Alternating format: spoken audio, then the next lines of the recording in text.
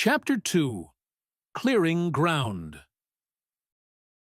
The protective theory has certainly the weight of most general acceptance. 40 years ago, all civilized countries based their policy upon it, and though Great Britain has since discarded it, she remains the only considerable nation that has done so, while not only have her own colonies, as soon as they have obtained the power, shown a disposition to revert to it, but such a disposition has of late years been growing in Great Britain herself.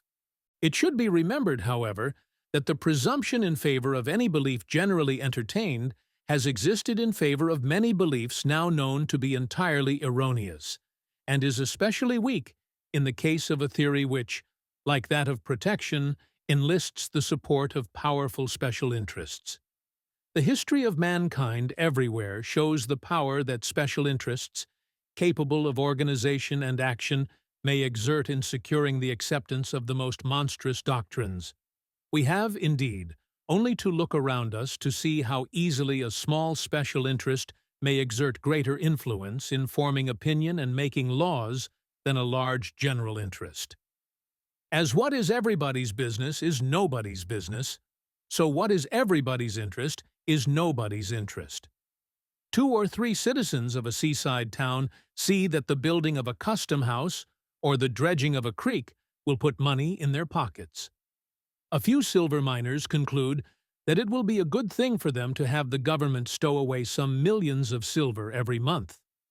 A Navy contractor wants the profit of repairing useless ironclads or building needless cruisers, and again such petty interests have their way against the larger interests of the whole people. What can be clearer than that? A note directly issued by the government is at least as good as a note based on a government bond? Yet special interests have sufficed with us to institute and maintain a hybrid currency for which no other valid reason can be assigned than private profit. Those who are specially interested in protective tariffs find it easy to believe that protection is of general benefit. The directness of their interest makes them active in spreading their views and having control of large means, for the protected industries are those in which large capitals are engaged. And being ready on occasion, as a matter of business, to spend money in propagating their doctrines, they exert great influence upon the organs of public opinion. Free trade, on the contrary, offers no special advantage to any particular interest, and in the present state of social morality, benefits or injuries which men share in common with their fellows are not felt so intensely as those which affect them specially. I do not mean to say that the pecuniary interests which protection enlists suffice to explain the widespread acceptance of its theories and the tenacity with which they are held. But it is plain that these interests do constitute a power of the kind most potent in forming opinion and influencing legislation, and that this fact weakens the presumption the wide acceptance of protection might otherwise afford, and is a reason why those who believe in protection merely because they have constantly heard it praised should examine the question for themselves. Protection, moreover, has always found an effective ally in those national prejudices and hatreds which are in part the cause, and in part the result of the wars that have made the annals of mankind a record of bloodshed and devastation. Prejudices and hatreds which have everywhere been the means by which the masses have been induced to use their own power for their own enslavement. For the first half-century of our national existence, American protectionists pointed to the protective tariff of Great Britain as an example to be followed. But since that country, in 1846, discarded protection, its American advocates have endeavored to utilize national prejudice by constantly speaking of protection as an American system and of free trade as a British invention. Just now they are endeavoring to utilize in the same way the enmity against everything British, which long oppressions and insults have engendered in the Irish heart. And, in the words of a recent political platform, Irish Americans are called upon to resist the introduction into America of the English theory of free trade, which has been so successfully used as a means to destroy the industries and oppress the people of Ireland. Even if free trade had originated in Great Britain, we should be as foolish in rejecting it on that account as we should be in refusing to speak our mother tongue because it is of British origin, or in going back to hand and water power because steam engines were first introduced in Great Britain. But, in truth, free trade no more originated in Great Britain than did the habit of walking on the feet. Free trade is the natural trade, the trade that goes on in the absence of artificial restrictions. It is protection that had to be invented. But instead of being invented in the United States, it was in full force in Great Britain long before the United States were thought of. It would be nearer the truth to say that protection originated in Great Britain. For if the system did not originate there, it was fully developed there, and it is from that country that it has been derived by us.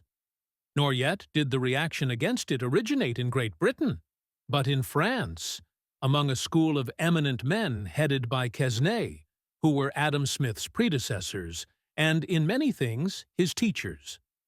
These French economists were what neither Smith nor any subsequent British economist or statesman has been: true free traders. They wished to sweep away not merely protective duties, but all taxes, direct and indirect, save a single tax upon land values. This logical conclusion of free trade principles the so-called British free traders have shirked, and it meets today as bitter opposition from the Cobden Club as from American protectionists.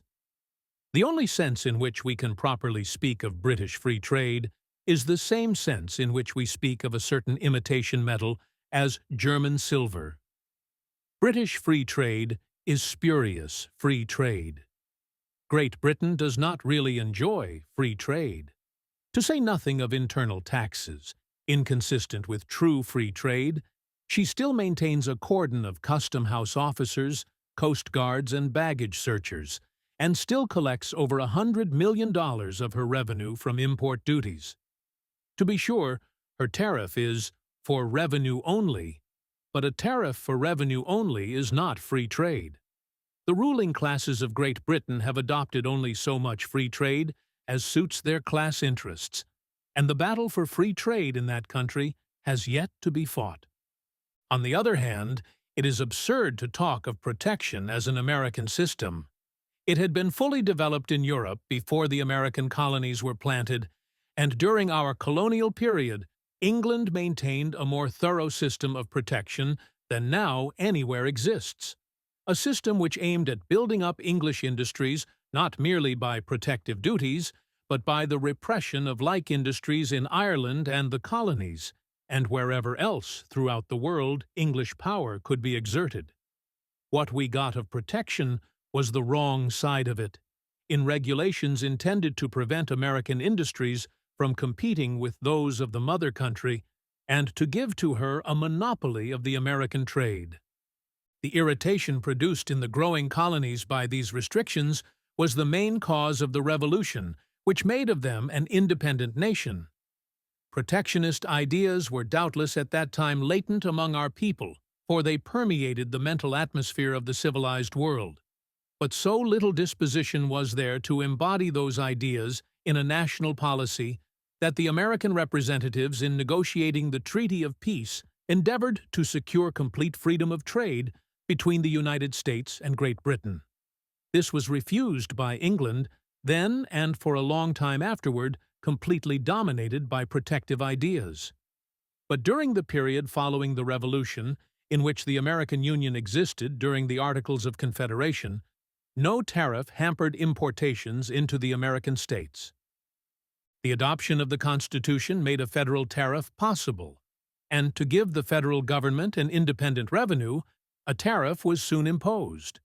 But although protection had then begun to find advocates in the United States, this first American tariff was almost nominal as compared with what the British tariff was then or our tariff is now. And in the federal Constitution, state tariffs were prohibited, a step which has resulted in giving to the principle of free trade the greatest extension it has had in modern times. Nothing could more clearly show how far the American people then were from accepting the theories of protection since popularized among them, for the national idea had not then acquired the force it has since gained. And if protection had then been looked upon as necessary, the different states would not without a struggle have given up the power of imposing tariffs of their own. Nor could protection have reached its present height in the United States, but for the Civil War. While attention was concentrated on the struggle and mothers were sending their sons to the battlefield, the interests that sought protection took advantage of the patriotism that was ready for any sacrifice to secure protective taxes such as had never before been dreamed of. Taxes which they have ever since managed to keep in force, and even in many cases to increase. The truth is that protection is no more American than is the distinction made in our regular Army and Navy between commissioned officers and enlisted men, a distinction not of degree but of kind, so that there is between the highest non-commissioned officer and the lowest commissioned officer a deep gulf fixed, a gulf which can only be likened to that which exists between white and black, where the color line is drawn sharpest. This distinction is historically a survival of that made in the armies of aristocratic Europe, when they were officered by nobles and recruited from peasants, and has been copied by us in the same spirit of imitation that has led us to copy other undemocratic customs and institutions. Though we preserve this aristocratic distinction after it has been abandoned in some European countries, it is in no sense American. It neither originated with us, nor does it consort with our distinctive ideas and institutions. So it is with protection. Whatever be its economic merits, there can be no doubt that it conflicts with those ideas of natural right and personal freedom which received national expression in the establishment of the American Republic, and which we have been accustomed to regard as distinctively American. What more incongruous than the administering of custom-house oaths and the searching of trunks and handbags under the shadow of liberty enlightening the world? As for the assertion that the English theory of free trade has been used to destroy the industries and oppress the people of Ireland, the truth is that it was the English theory of protection that was so used. The restrictions which British protection imposed upon the American colonies were trivial as compared with those imposed upon Ireland. The successful resistance of the colonies roused in Ireland the same spirit, and led to the great movement of Irish volunteers, who, with cannon bearing the inscription "Free Trade" or "Fáots," forced the repeal of those restrictions and won for a time Irish legislative independence. Whether Irish industries that were unquestionably hampered and throttled by British protection could now be benefited by Irish protection, like the question whether protection benefits the United States, is only to be settled by a determination of the effects of protection upon the country that imposes it. But without going into that, it is evident that the free trade between Great Britain and Ireland, which has existed since the Union in 1801, has not been the cause of the backwardness of Irish industry. There is one part of Ireland which has enjoyed comparative prosperity, and in which important industries have grown up. Some of them, such as the building of iron ships, for which natural advantages cannot be claimed. How can this be explained on the theory that Irish industries cannot be re-established without protection? If the very men who are now trying to persuade Irish-American voters that Ireland has been impoverished by British free trade were privately asked the cause of the greater prosperity of Ulster over other parts of Ireland, they would probably give the answer made familiar by religious bigotry, that Ulster is enterprising and prosperous because it is Protestant, while the rest of Ireland is sluggish and poor because it is Catholic. But the true reason is plain. It is that the land tenure in Ulster has been such that a larger portion of the wealth produced has been left there than in other parts of Ireland, and that the mass of the people have not been so remorselessly hunted and oppressed. In Presbyterian Skye, the same general poverty, the same primitive conditions of industry exist as in Catholic Connemara, and its cause is to be seen in the same rapacious system of landlordism which has carried off the fruits of industry and prevented the accumulation of capital. To attribute the backwardness of industry among a people who are steadily stripped of all they can produce above a bare living, to the want of a protective tariff, or to religious opinions, is like attributing the sinking of a scuttled ship to the loss of her figurehead or the color of her paint. What, however, in the United States at least, has tended more than any appeals to national feeling to dispose the masses in favor of protection has been the difference of attitude toward the working classes assumed by the contending policies. In its beginnings in this country, protection was strongest in those sections where labor had the largest opportunities and was held in the highest esteem, while the strength of free trade has been the greatest in the section in which up to the Civil War slavery prevailed.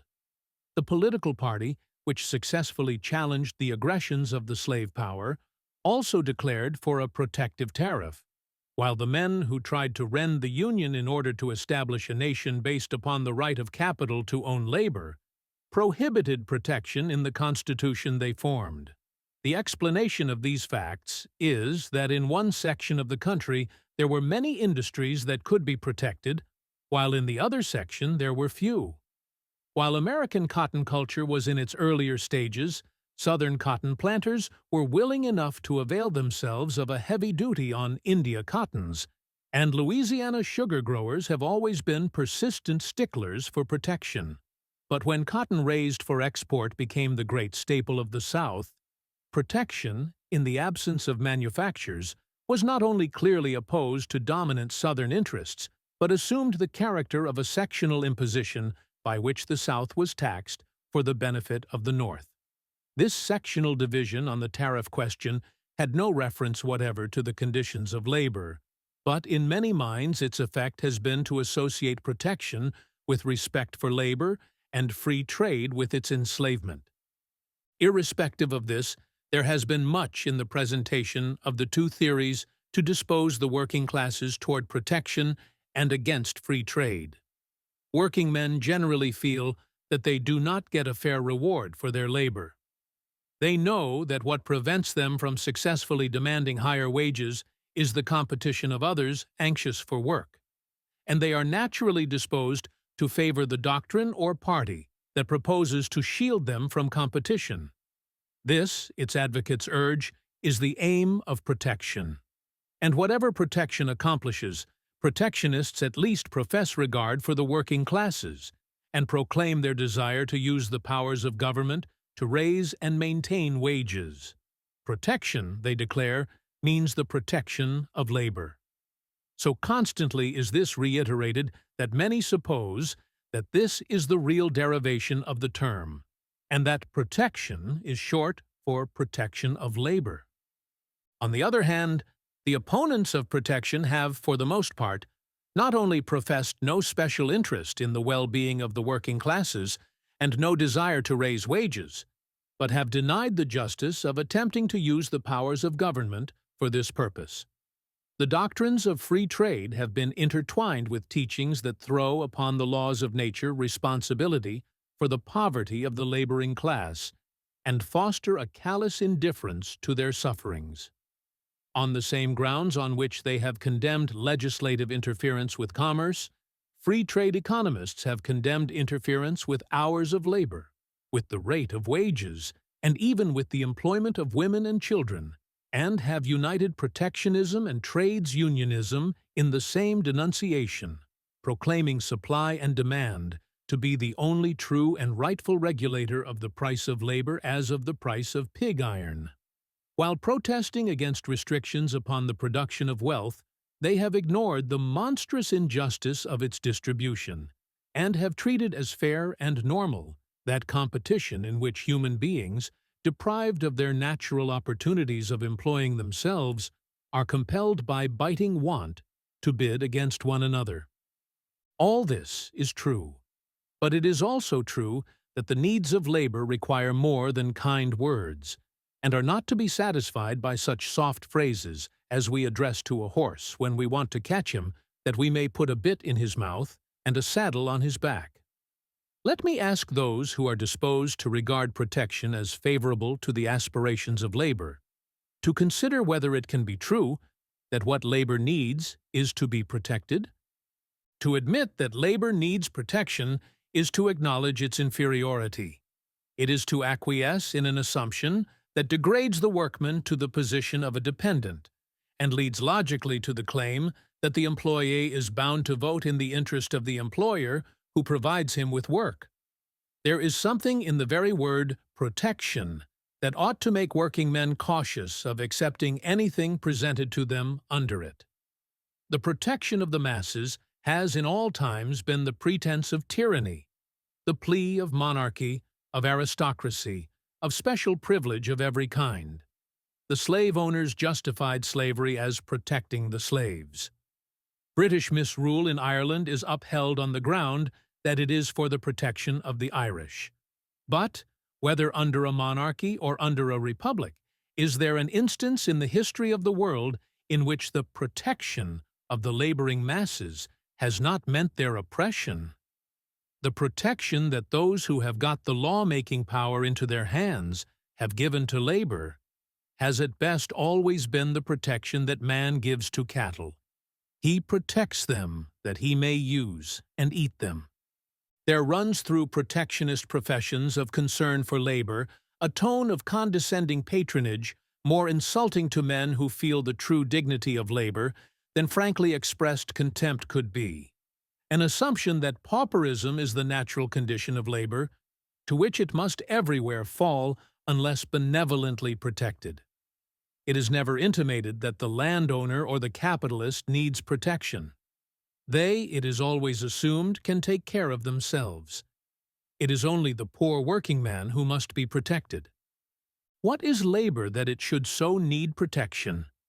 Is not labor the creator of capital, the producer of all wealth? Is it not the men who labor that feed and clothe all others? Is it not true, as has been said, that the three great orders of society are working men, beggarmen, and thieves? How, then, does it come that working men alone need protection? When the first man came upon the earth, who was there to protect him or to provide him with employment?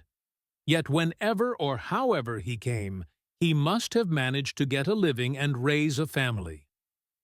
When we consider that labor is the producer of all wealth, is it not evident that the impoverishment and dependence of labor are abnormal conditions resulting from restrictions and usurpations, and that instead of accepting protection, what labor should demand is freedom? That those who advocate any extension of freedom choose to go no further than suits their own special purpose is no reason why freedom itself should be distrusted. For years, it was held that the assertion of our Declaration of Independence that all men are created equal and endowed by their Creator with unalienable rights applied only to white men. But this in no wise vitiated the principle. Nor does it vitiate the principle that it is still held to apply only to political rights. And so, that freedom of trade has been advocated by those who have no sympathy with labor should not prejudice us against it. Can the road to the industrial emancipation of the masses be any other than that of freedom?